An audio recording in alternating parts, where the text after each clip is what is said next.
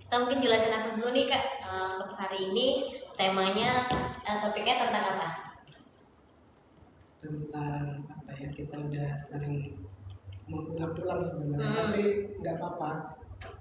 Sebagai apa namanya, pengingat kita bersama. Jadi walaupun Biar makin paham ya Kak, betul, teman-teman yang lain. walaupun sudah sering kok materinya itu aja, ya karena memang itulah yang diperlukan, informasi, pengulangan informasi itulah yang sekarang ini dibutuhkan oleh peserta JKN, karena informasi itu akan selalu update. Jadi nggak selalu ketentuan itu itu aja. Nah, di sini tugas kita memberikan informasi yang update terkait program JKN.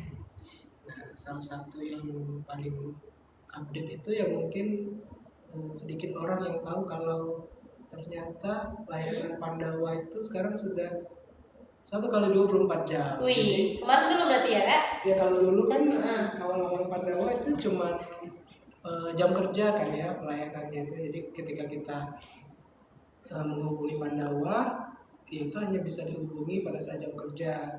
Tapi sekarang itu udah bisa dihubungi ataupun diakses 24 jam. Jadi kalau makin ini ya berarti ya, punya terserah jam berapapun bisa ya Kak, berarti punya layanannya. kendala ataupun hal yang mau terkait administrasi yang mau diselesaikan, bisa melalui Pandawa. Untuk nomornya sendiri ya silahkan di searching ya di Pandawa BPJS Kesehatan, bisa dicari ya. Banyak.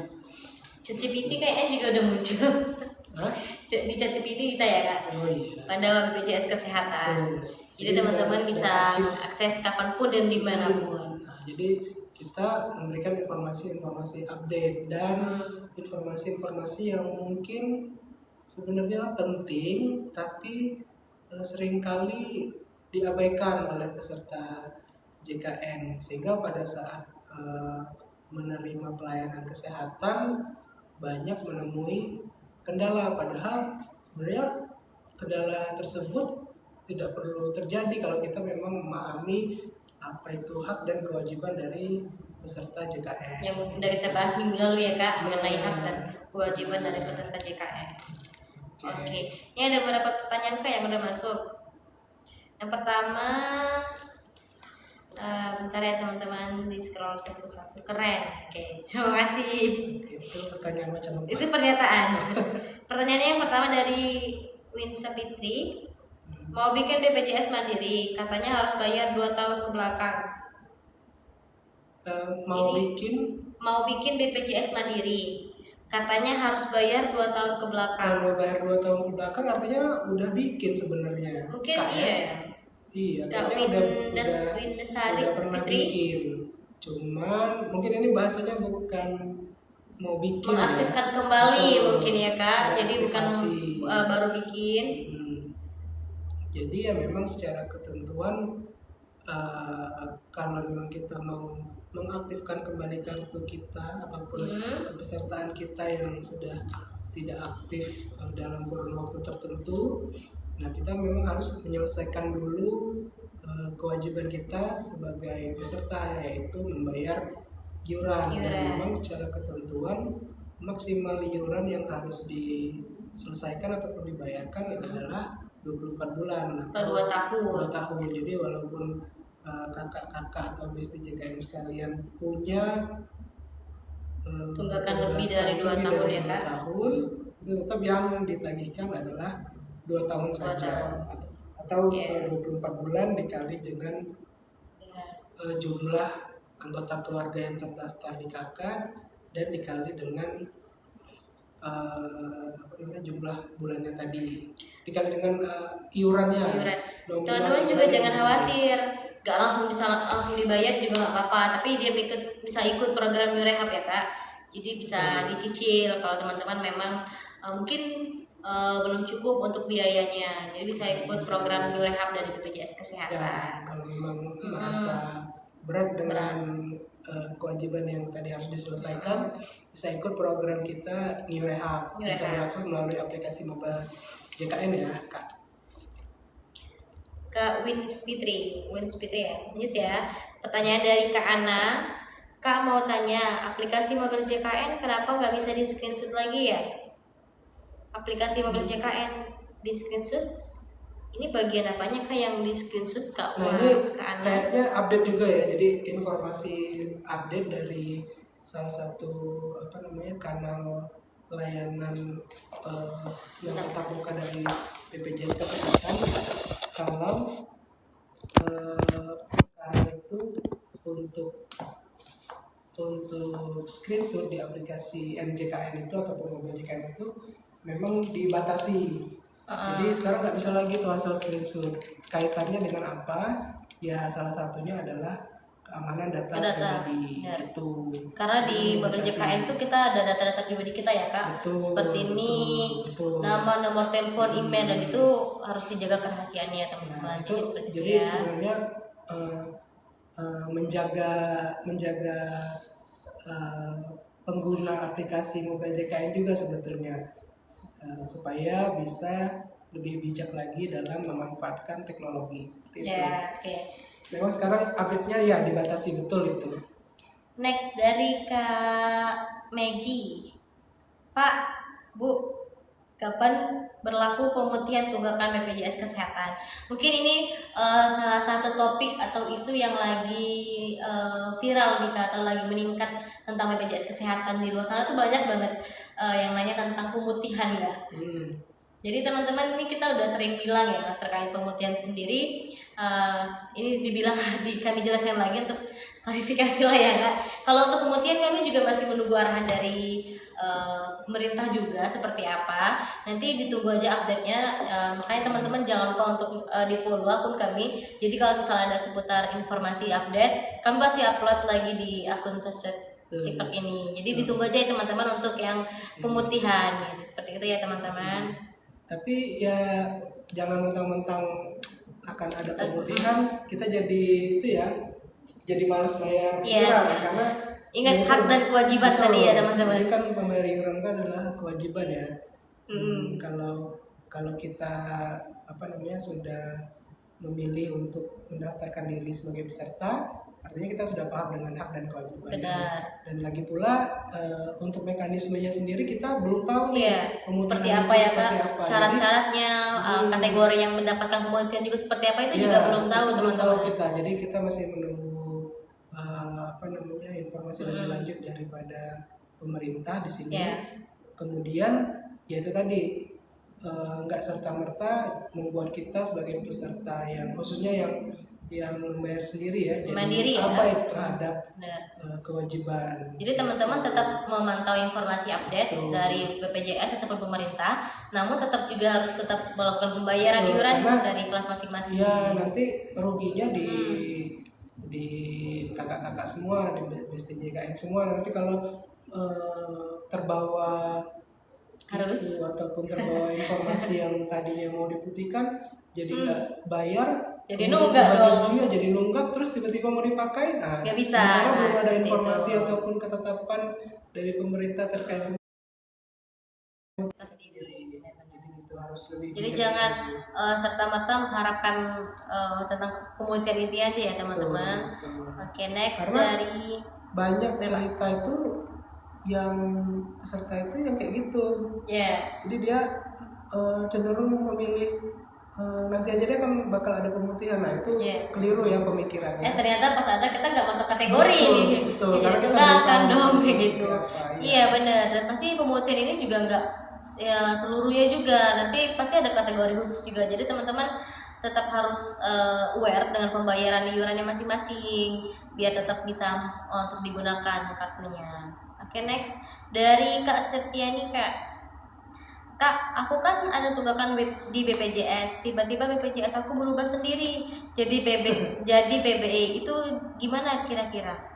Berubah sendiri itu seperti apa Kak? Apakah Kakak sebelum mengajukan PBI ke pemerintah atau ke dinas sosial atau seperti apa? Karena kalau berubah sendiri tanpa adanya kita ajukan perubahan nggak mungkin nggak sih Kak? Ya bisa jadi sih. Berubah sendiri tuh seperti apa maksudnya? Bisa jadi sih perubahan itu terjadi, tapi bahasanya bukan berubah sendiri. Iya, mungkin maksudnya bukan berubah sendiri ya Kak. Untuk PBI ini kan dia sifatnya itu kolektif ya Kak. Nah, mungkin pada saat mapping ataupun menetapkan pesertanya dulu, NIK kakak termasuk dalam situ secara secara tidak kakak sadari seperti itu. Tapi dia ada Atau proses tanpa kan, konfirmasi, ya. ya. Nggak yang tiba-tiba Jadi- berubah gitu. Jadi diajukanlah seperti itu dan ternyata disetujui seperti itu. Kalau memang kakak merasa mendapatkan manfaat dari kepesertaan tersebut, ya nggak masalah sebenarnya selama aktif dan kakak bisa menggunakannya sesuai dengan ketentuan, ya artinya nggak ada masalah, kecuali kalau kakak keberatan ya. Iya. Kalau kakak keberatan ya silakan. Tapi di sini posisinya diajukan. Kak Setianinya ada tunggakan nggak? Kalau untuk iya. tunggakan ya tetap jadi tunggakan ya Iya, Kak. betul. Jadi meskipun kita udah alih segmen, maksudnya udah pindah ke pesertaan, kalau memang sebelumnya itu ada tunggakan itu tetap jadi tunggakan dan nantinya bisa dibayar dicicil ya. Jadi misalnya suatu saat PBI-nya nonaktif atau tidak aktif lagi, yang kepesertaan mandirinya masih tetap bisa dipakai karena tunggakannya udah lunas. Kalau misalnya tunggakannya masih ada, kalau misalnya seperti PBI-nya nonaktif, jadi kita nggak bisa pakai sementara Kak, karena kakaknya jadinya ada tunggakan gitu, nonaktif jadi kartunya, jadi tetap dibayar ya Kak. Next dari Kak Alin, Kak, anak saya baru mau masuk BPJS umur 6 tahun, kok disuruh bayar 2 tahun ya? Ya kan mungkin ya kemungkinan memang anaknya kakak tadi udah terdaftar sebelumnya, mungkin pada saat Pas baru lahir ya. dan kakak tidak melanjutkan Pembayaran. proses update dan pembayaran iuran seperti itu Kak, sehingga pas mau kakak merasa belum terdaftar dan mau didaftarkan, ya ternyata sudah ada di database, dengan artian sudah terdaftar anak kakak tersebut tadi sebagai peserta BPJS Kesehatan pada saat baru lahir. Oke, itu ya Kak Alin. Kak Setiani lagi, bukan, udah. Kak Dekorasi Cikarang, waduh. Ini akun ininya ya, akun apa? Bisnisnya ya. Kak, BPJS Mandiri dari awal belum pernah dipakai sama sekali, tapi ada tunggakan besar, bisa pemutihan. Oke, untuk pemutihan udah jelasin teman-teman ya, ditunggu update selanjutnya. Terus, cepet banget. Ini cepet banget hilang langsung ini. Maaf ya teman-teman kalau komennya ada yang ke skip, soalnya ini cepet banget gerak. Dan teman-teman juga diusahakan jangan spam ya, ini dibaca dari atas. Jadi kalau teman-teman spam, dia cepet naik komentarnya. Mana lagi? Aduh, banyak banget ketinggalan. Ini aku random aja dulu ya. Kak, bisa nggak sih dulunya dibayar perusahaan, terus pas udah keluar pindah lagi ke KIS dari pemerintah? Bisa. Ya bisa, berarti pindah ke yang PBI ya, berarti Mbak siapa nih Kak Tia Sari, bisa Kak. Kak udah sebut Kak ini enggak Kak, mau daftar pertama kali. Kak Tiara, kalau rehab cicilan langsung di aplikasi bisa Kak? Bisa di mobil JKN ya Kak. Kak Tiara udah ada mobil JKN belum?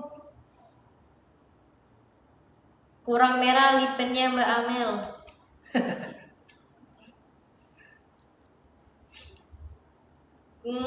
Kak, pakai BPJS bisa di luar daerah bisa Kak? Kalau BPJS yang PBI, Pemda bisa. PBI Pemda justru kalau dipakai di luar belum bisa.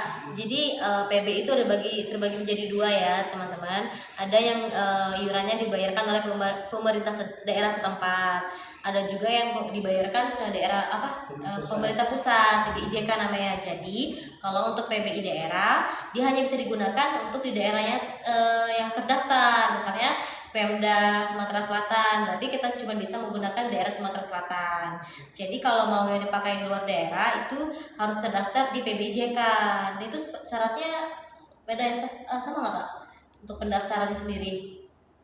Biasanya kalau PBI yang ditanggung oleh pemerintah pusat itu otomatis ya kita mengajukannya nggak bisa secara individu. Iya. Jadi kalau yang kolektif individu itu ya ke PBI yang Pemda. Pemda.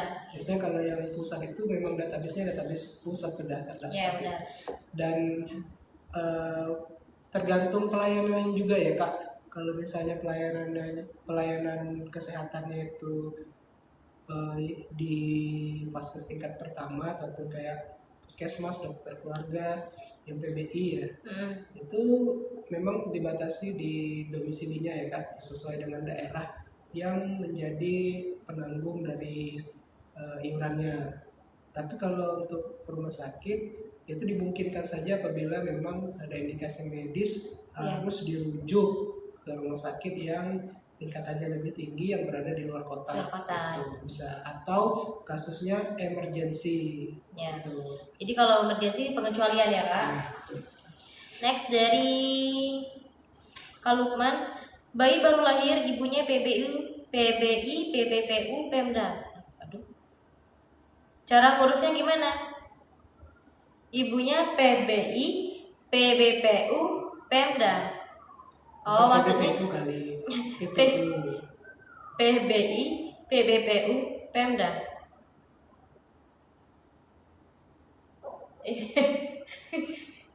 Mungkin maksudnya PBPU Pemda kali ya Kak, yang PBI daerah setempat gitu ya. Cara ngurusnya gimana? Untuk PBI sendiri itu ngurusnya ke dinas sosial ya teman-teman, bisa diajukan di dinas sosial.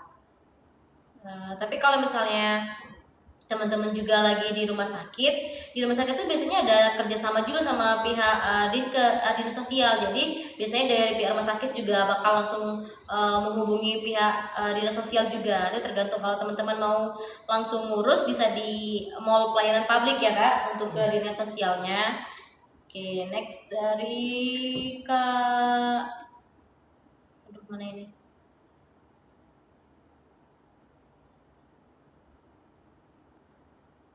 Sore Mbak, apakah benar ada pemutihan BPJS Kesehatan? Saya seorang ASN, suami seorang aparat desa. Ditungguin info selanjutnya ya Mam Aurel. Saya dapat WA dari kantor BPJS kalau PBI suami tidak aktif, tapi saya belum jawab ya atau tidak. Itu harus hati-hati ya Kak. Ya, dipastikan dulu apakah itu benar-benar dari BPJS Kesehatan atau takutnya penipuan ya Kak. Karena untuk informasi-informasi terkait dengan layanan BPJS Kesehatan itu yang valid itu adalah yang dikeluarkan oleh